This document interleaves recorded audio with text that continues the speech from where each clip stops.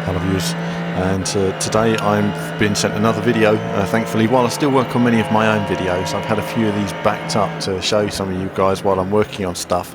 And here we see an amazing 5-screen display by Chad Smith. I wanted to thank Chad for letting us use this footage. And again here, this was one of those iRacing videos that sort of inspired me recently at just how amazing it looks. I decided after Autosport International to look at some of the multi-screen displays to see how they really looked here. And here you see an epic 5-screen display looking fantastic. That's where you want to be, nestled right in there, and it really gives you a nice view, a wonderful feeling of movement. And something like this really is the perfect setup, it has to be said. Great field of view, really nice.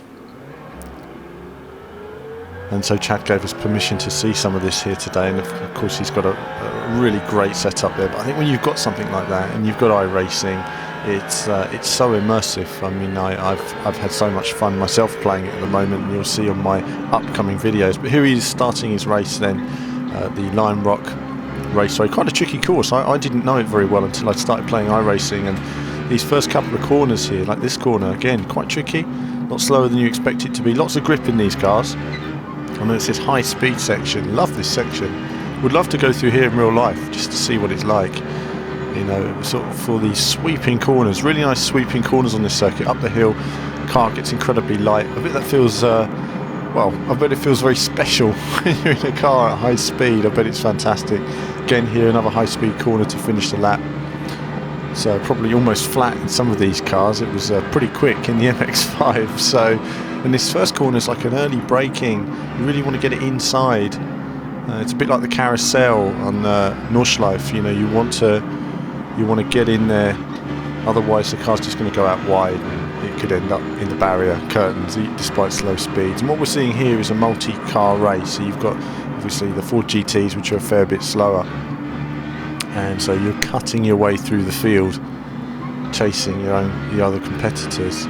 Really great. I mean, that's one thing with iRacing, you know, you have to be constantly aware of when leaders are coming up and lapping you, so you're aware of what's happening in front and behind. I mean, it just shows in a way just how crazy events like Le Mans are, you know, when they're travelling at ridiculous speeds at night in these cars.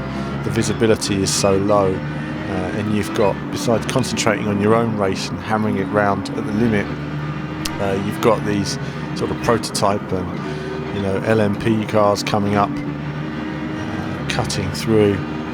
So this really adds something. It adds a lot to with so many cars on track, it adds so much to the strategy of your race, and just keeping going, focusing on your own consistency. I mean, sometimes you see that you're so close, you want to get past, but at the same time, sometimes it's better just to say, do you know, I'm going to sit behind this guy for 5 to 10 laps, and he'll possibly make a mistake if you keep harassing him. I'm somebody who prefers to just maintain my pace, and if they do overtake me, fine, but I know where I can sort of cover the line. Here's another car here. This is a Ford GT, I believe he's in now. I had a look at all of his videos, they're absolutely fantastic. There's a link below this video to his channel, and there's also a link to the iRacing video we showed the other day of the visor. That's to Peter. Check that out as well. I mean, he's done an excellent job there. Chad here, he's got a whole bunch of these videos which I watched. I'm an avid watcher of his videos. Well done, Chad. It just shows me I need to sort out triple screen. This stuff is amazing. So again here, iRacing, it's just almost like a real race when you look at it. I mean, if you sort of squint at the screen, you could be forgiven for thinking it's the real thing. And it's great to see how, you know, iRacing has moved forward quite a lot, and I'm going to be doing a video about my iRacing as I start that in the next few days. And likewise for fans of Forza Motorsport, we're working on more Forza content, the Forza tuning guide and stuff like that. So console fans, don't feel left out, as well as handheld fans. We're trying to get handheld stuff sorted for you guys, but it's not easy getting it out of the publishers at the moment. So we are working to try and get some of that content for you guys. Obviously Sony with GT5, Sony with the Vita, it's been very difficult because Sony just aren't very helpful at all with us. But we will keep working on it. As Chad makes a mistake there, easy to happen in iRacing. You know, a loss of concentration or pushing a little bit harder on lap time, you can lock the brakes real easy. I've been learning myself, you know, just how long it takes to find pace. You know, and I'm actually quite a consistent person, but I'm not consistently fast. I'm consistently slower than everybody. And when you look at the end of a race, you'll see everybody with great lap times and me with my rubbish lap time, but at the end of the day, a more consistent pace than some of the others. And I'm always learning about that as well. Every single time I've lost places, it's because I've decided to try and push a bit harder. NASCAR here, I admit I've never been a NASCAR kind of guy, you know, but I have to say, looking at it in this triple screen setup, with that feeling of movement and that field of view, and with the way, you know, you can handle the 40 cars, whatever, on iRacing, it really is amazing. Look how close the driving is when you know, when you've got all that going. You've got the spotter there talking. I'm going to talk about that as well. I didn't realise there was a spotter in the game until I started playing it. And, you know, it's fantastic, really helpful. And I love the sort of closeness of this racing. So they're taking a glance over, as you can see them in the mirror. And the car's moving around a lot on its tyres, but also, you know, you need this concentration, because when you're doing so many laps in a car like this, it can become quite mesmerising, and then you kind of drift off and you think about other things, and, you know, whatever, you know, I'd like a cup of coffee.